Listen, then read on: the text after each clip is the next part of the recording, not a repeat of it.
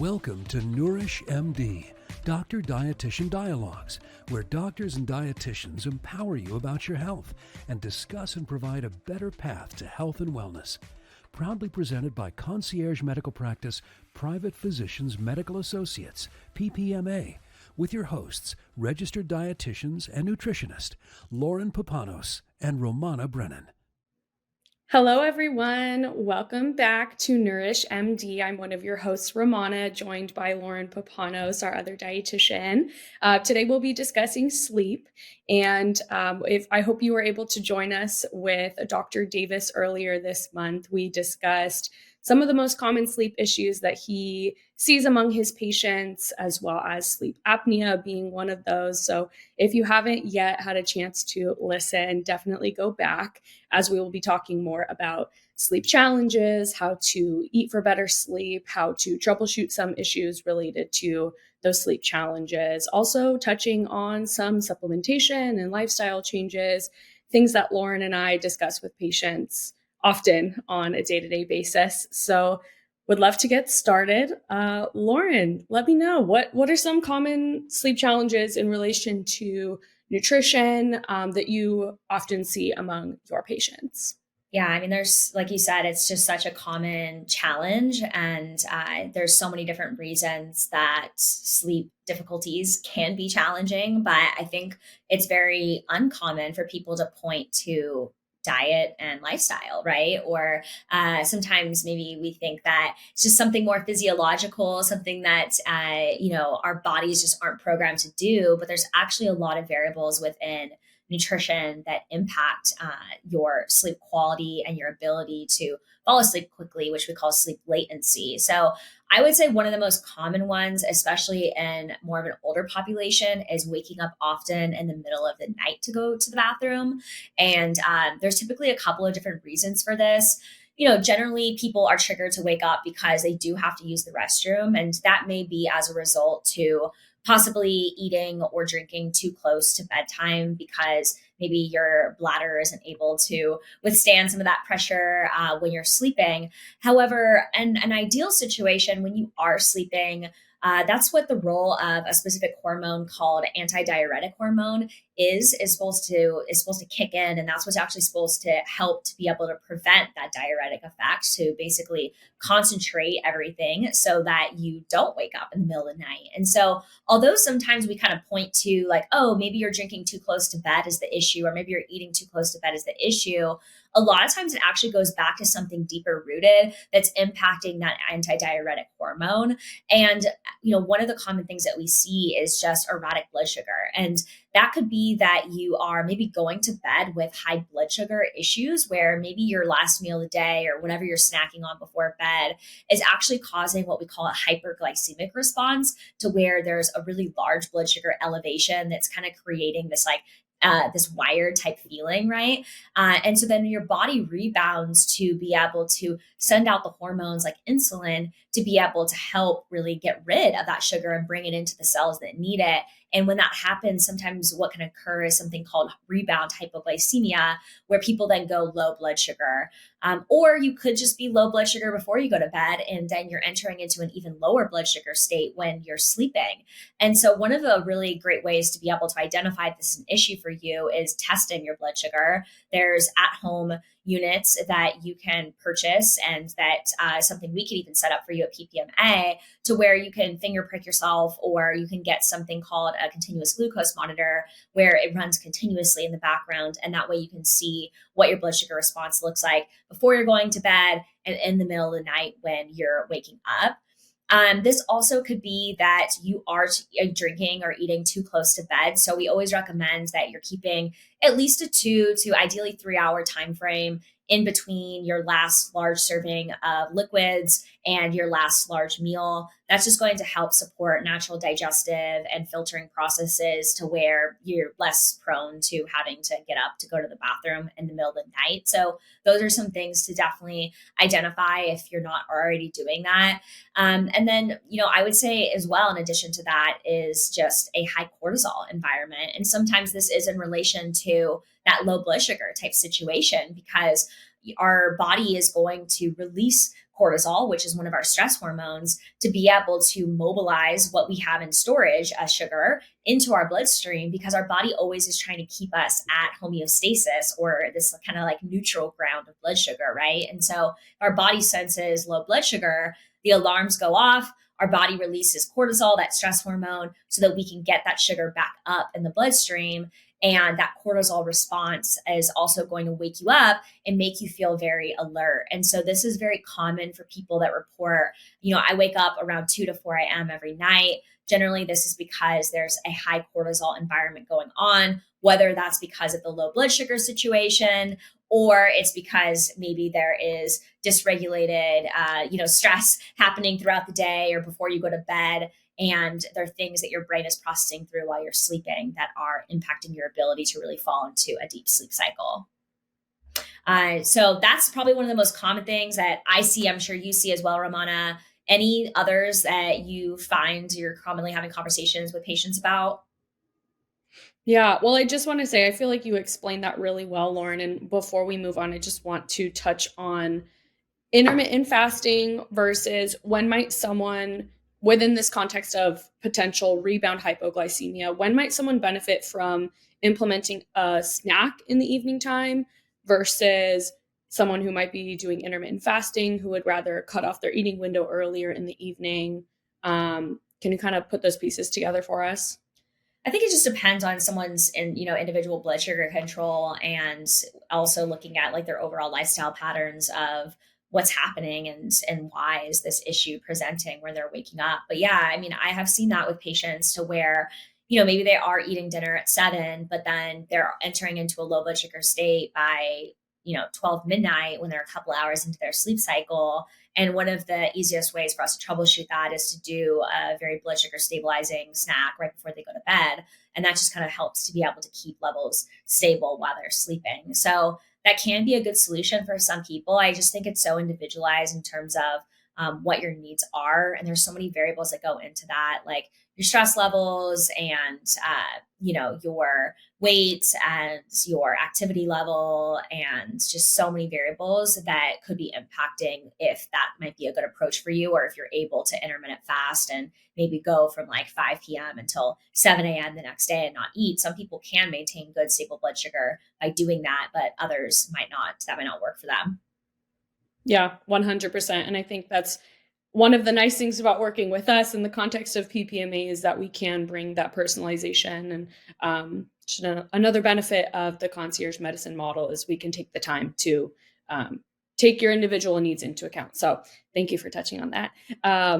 And yes, another thing that I notice often is this context of heartburn and reflux, especially people experiencing it when they're trying to go to sleep, having that burning sensation. It can even manifest as just a cough that won't go away. So it doesn't always, reflux might not always look exactly like heartburn, having that typical after your meal. It can also be coughing type symptoms, things of that sort. So certainly what you had mentioned, trying to have a 2 to 3 hour window after you're eating just to properly digest your food, have enough time for your body to understand that it is time for sleep and time for rest.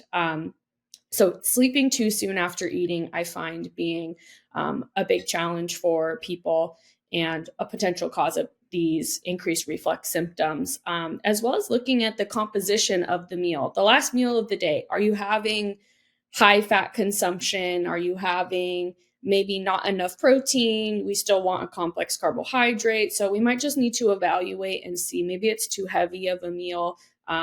You might even notice that the times when you're going out to eat, having a heavier meal, something more rich, that you are experiencing increased heartburn, reflux type symptoms when you're trying to go to bed. So that can be something to take into account as well. We also want to make sure that we are showing up to our meals in a state where we're relaxed. Maybe we need to implement some deep breathing, just a couple deep breaths, to ensure that we're transitioning our body from this heightened stress state, this parasympathetic nervous system activation, and really transitioning into more of a parasympathetic nervous system state. So that rest and digest. We don't want to be in that fight or flight when we show up to our meals, when we are eating, we want to ensure that our body can produce the digestive enzymes, the stomach acid, to support the digestion and absorption of the foods that we're eating. So like I had mentioned, deep breaths, maybe having some type of gratitude practice before your meals. If you have a prayer practice, implementing those types of strategies just to slow down, calm your mind. You had mentioned the cortisol response earlier, and we certainly don't want to be in this high stress state when we're sitting down to a meal, because that definitely can impact our digestion and potentially aggravate any existing heartburn, reflux type symptoms. What are some other things that you've noticed, Lauren, among your patients and clients? I would say that, difficulty falling asleep is probably another big one. Just poor sleep quality as well, especially sometimes people don't really know that that's an issue unless they're using some type of sleep tracking device that's looking at their REM sleep cycle length and their amount of disturbances throughout the night and their deep sleep quality. And these kind of all go hand in hand between the two of them because, sometimes like simple things such as like having a glass of alcohol before bed, we might think that that actually is helping with our sleep because you might fall asleep faster, but it actually is impacting your sleep quality. And you might just not be able to see that because you're not actually tracking your sleep quality, right? But it's showing up because you're waking up the next day not feeling rested and your brain is feeling foggy because your brain isn't having the time that it needs in those deep sleep cycles to really recover. So those are things to definitely look at. If you've noticed that you have difficulty falling asleep on just like any given day, the first and foremost thing I would look at is what's going on in that hour before bed. And this is something that I personally struggle with. And so I have to be very mindful of what that last hour before bed looks like. If you're on your phone, if you're doing things that are too stimulating, watching television, having heady conversations, getting in arguments, doing things that are going to activate that stress response, then it's going to be very challenging to fall asleep because, as you mentioned, the body's in that fight or flight mode, right? It's not in rest, relaxation mode like it should be to be able to drop into that deep sleep cycle very quickly. So that 1 hour before bed is going to be really important to try to set that boundary and really have some relaxation practices that, and we'll talk about some of these things we can do lifestyle and supplementation wise that should be able to help with that sleep latency as well.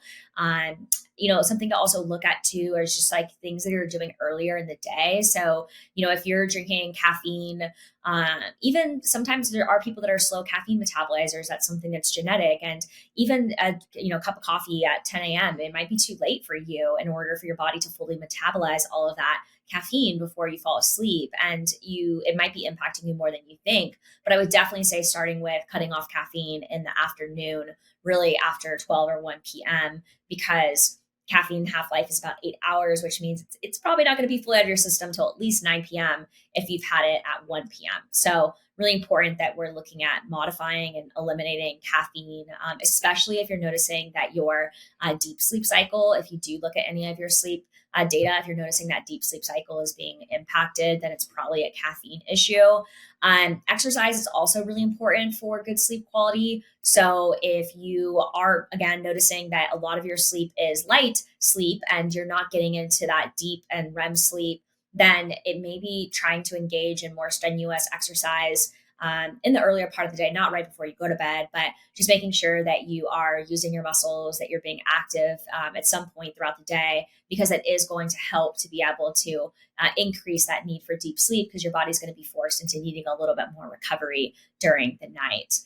And then in terms of just like other things that go into just waking up often in the middle of the night, I mentioned alcohol and how that's going to actually impact your sleep. You're not going to get as good a sleep as you think you might. And if you do use any type of sleep tracking device, then you'll probably notice when you wake up in the morning, your resting heart rate is more elevated and your amount that you were in a deep sleep and REM sleep cycles was also reduced. But it can also be an issue of hypoxia. So that's where you are not getting adequate breath and adequate oxygen throughout the night. And that's generally because there's something like sleep obstructed breathing or sleep apnea that's at play. And a lot of times people don't even know that they have sleep apnea unless you sleep with someone who's like, yeah, you snore all the time, right? Or you might be breathing through your mouth and not through your nose while you're sleeping. And so you're not getting efficient oxygen delivery. And again, going back to some of these sleep tracking devices, a lot of them can actually tell you what is your percent oxygen saturation. And we want to aim for at least a 98% oxygen saturation. That's going to indicate that you are, getting adequate oxygen and you're not getting into this hypoxia type situation where there's low oxygen supply.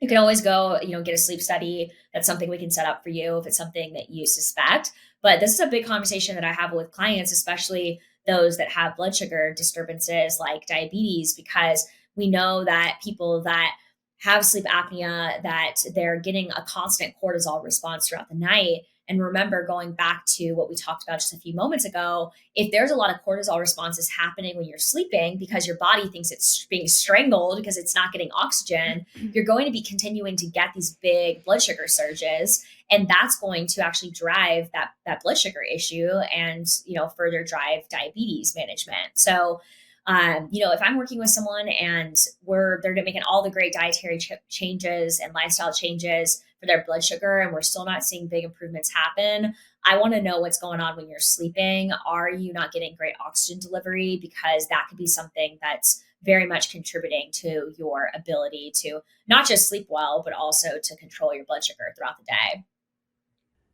Enjoy high-quality supplements shipped right to your door with full script through Private Physicians Medical Associates, PPMA. Reap the health benefits of pharmaceutical-grade vitamins while saving 5% on all orders. Set up your free PPMA account today.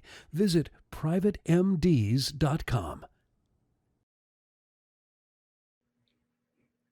Absolutely. And I find similarly with weight loss resistance as well, this can also be categorized as sleep deprivation. So whether it is impaired sleep or lack of sleep, these things both equally can contribute to weight loss resistance, even weight gain. So similar to how you were saying that if we're not really able to move the needle with some of this diabetes resolution, blood sugar regulation improvement, we definitely want to be considering the role of sleep and any potential sleep apnea issues or hypoxia that's happening overnight. So absolutely. And on a similar note, I find that poor quality sleep too, and waking up not feeling rested is another thing that I notice with individuals. And just to go back to alcohol consumption, we might think, oh, this glass of wine helps me fall asleep and it's calming me down. But we understand better now that that's really kind of just knocking us out, and it's not contributing to quality sleep. It's more of a sedation effect as opposed to helping us feel well rested. So that's why we might wake up in the morning not feeling sharp. And so alcohol consumption is something to consider just evaluating if you're utilizing it as something to help enhance your sleep. Just kind of getting curious about that. As well as, again, we've already mentioned sleep apnea, but can also contribute to you not feeling well rested in the morning. And sleep apnea, of course, can be worsened by alcohol consumption as well. There's also been some research shown that some nutrient deficiencies, micronutrients, vitamins, minerals, if we're dealing with a deficiency, that can impact a variety of different processes in the body, hormonal regulation. All of these things contribute to impacting our sleep for the better or for worse. So it might also be necessary to do some micronutrient testing, which we can help facilitate as well. Something to consider if you're noticing sleep issues, as well as maybe some other chronic illnesses that can also be tied back to nutrient deficiencies. I want to transition to, Lauren, to just some supplementation, things that might be helpful, things that maybe people have heard of for a long time. So let's discuss melatonin. I feel like this is maybe one of the most well-known sleep supplements. So let's get into it. Would love to know your thoughts on chronic use and when to use it, maybe who shouldn't be using melatonin to support their sleep. Yeah, so melatonin is a natural hormone that's made in the evening time primarily, and it's made from our pineal gland and really in response to darkness. So a lot of us aren't quite making enough melatonin because we're not in a dark environment. We're using electronics and, we're being exposed to light in the evening time when our body should be naturally getting that signal that it's time to make that hormone. Melatonin also is going to work in tandem with cortisol. So again, going back to if your body's in a high stress state, in those couple hours leading up to bedtime, it's going to impair the amount of melatonin production that really floods your brain and that your body is able to utilize. So melatonin is really important. In terms of supplementation of it, some people do report that it doesn't work for them, that it actually makes things worse, or that they wake up feeling really groggy. And there's a couple of reasons why that can occur and that you should know. Melatonin has a lot of purposes outside of just sleep. It's an incredible antioxidant. There's tons of research on its role in the brain and helping reduce inflammation, the immune system, even in helping with heartburn and GERD. So there's tons of different roles for melatonin. We don't always just use it for sleep, but that is obviously a great benefit of it. If you're noticing that it makes you feel really groggy, you're probably taking too much. There is a little bit of a reverse effect with melatonin if you do take too high of a dosage. So we really want to aim for somewhere between 2 to 5 milligrams. And really going over 5 milligrams is probably going to provide the opposite effect, and you're not going to notice that it's helpful. So we want to make sure that we're taking the right dosage, and that's where working with a practitioner that knows your situation can be helpful to understand what your needs are.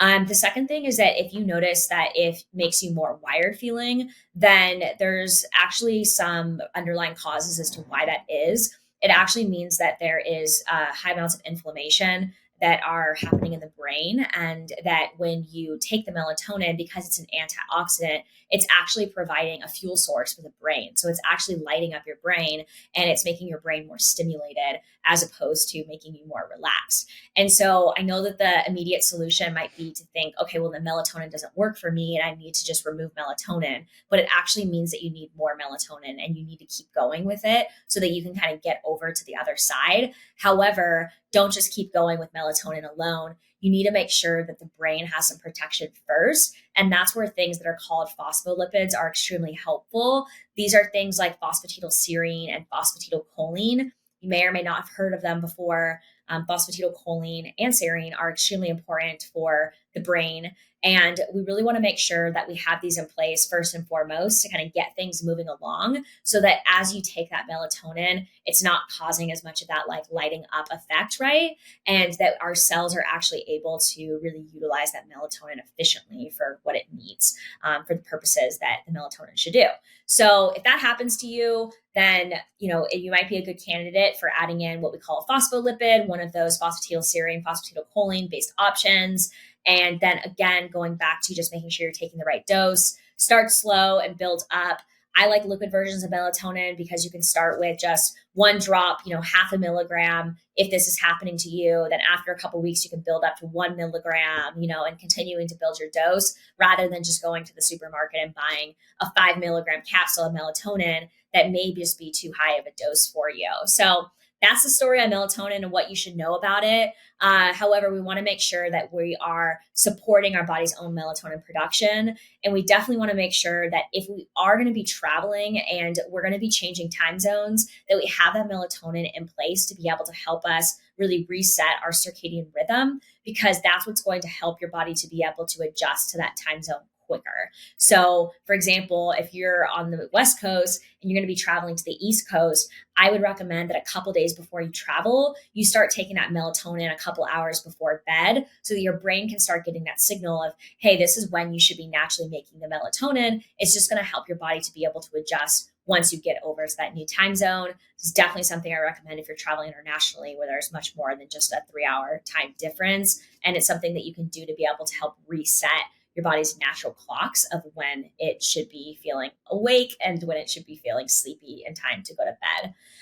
But outside of melatonin, there's a ton of other options that we have out there. And I think that it's very individualized in terms of what works well for some people, because it always comes back to what's the issue at play that's impacting your sleep quality. And based off that is really where we make the recommendation of what is going to work best for you. So outside of melatonin, what are some of the other supplementation options that you see to be really helpful for people, Romana? Yeah, I find any kind of calming herbs. So these herbs are in different categories, right? So some of which are considered adaptogens. So these calming adaptogens, they work on our nervous system to help promote this relaxation, calming effect in the body. Some of these that I find particularly helpful, valerian, you can find valerian root in a variety of teas, as well as ashwagandha, which is available in so many different forms. You can find it in capsules, tinctures, powder form, and as well as holy basil, which is also called tulsi. This can be found very often in teas. You'll just notice regardless of the type of form, just pay attention to the dosage. And of course, working with someone who's familiar with these types of herbs is important, just to know the appropriate dosage. But I find ashwagandha being especially helpful for individuals. Some people don't respond as well to one as they might to another, similar across forms. So trying out different herbs and forms can be super helpful.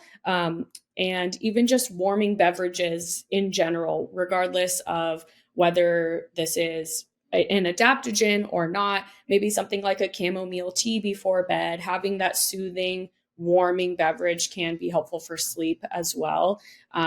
But yeah, so I find herbs as well as vitamin D can actually play an important role. So there's been research to show that vitamin D deficiency in particular can actually increase your risk of sleep disorders and is associated with sleep difficulties, as well as shorter sleep duration, which we've talked about, waking up in the middle of the night, both in children and adults. So at PPMA, we often check people's vitamin D status. It's something that we recommend often.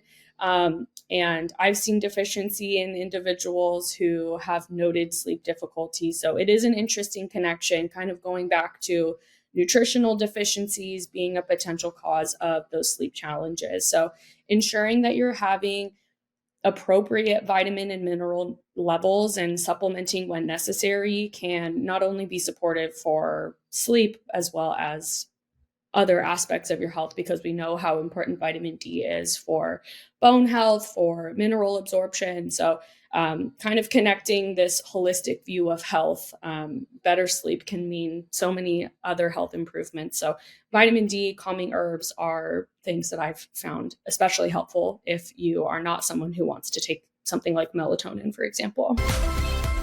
Thank you for joining us for today's episode of Nourish MD, Dr. Dietitian Dialogues. This podcast is intended for general educational purposes only. It is not a substitute for professional medical advice. Please consult with your healthcare provider before beginning any nutrition or supplement recommendations. Sign up for our mailing list so you'll never miss an episode of our wellness journey. See the podcast description for the link.